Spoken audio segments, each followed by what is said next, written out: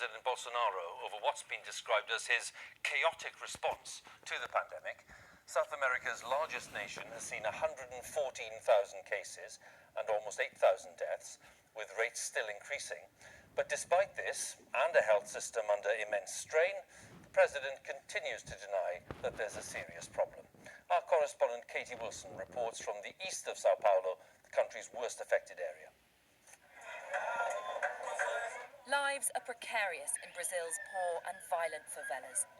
But COVID-19 is a new kind of killer, weaving its way into these narrow streets. Aline lost her job as a cleaner.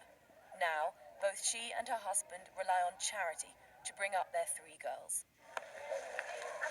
Social distancing isn't an option here, and authorities aren't around to enforce any rules. They're angry with how their president is dealing with this crisis. Bolsonaro is wrong.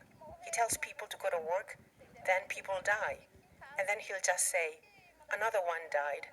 Well, it's not my son. What he should say is, stay at home. Jair Bolsonaro isn't dubbed the tropical Trump for nothing. Just like his American idol, he's been railing against lockdown. As the crisis here escalates, so too does denial. Yesterday, Mr. Bolsonaro said the worst was over. Then came a record jump in the number of deaths.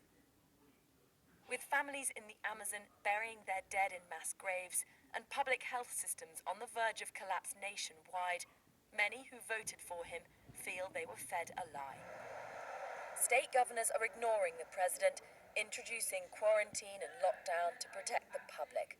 The man in charge of Brazil's wealthiest state has become Bolsonaro's biggest critic.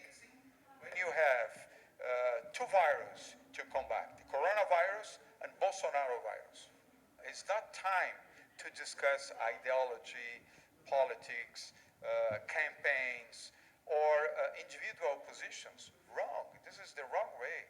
The right way to save lives and to respect the science, to respect the medicine.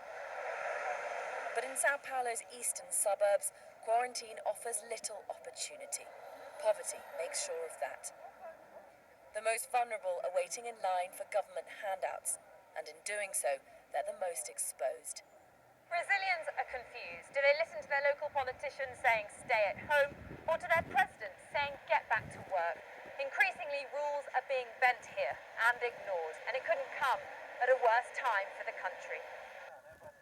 Even Rio's most famous landmark has been enlisted in the fight against coronavirus. If Christ the Redeemer can't persuade devout Jair Bolsonaro to finally don a mask, nobody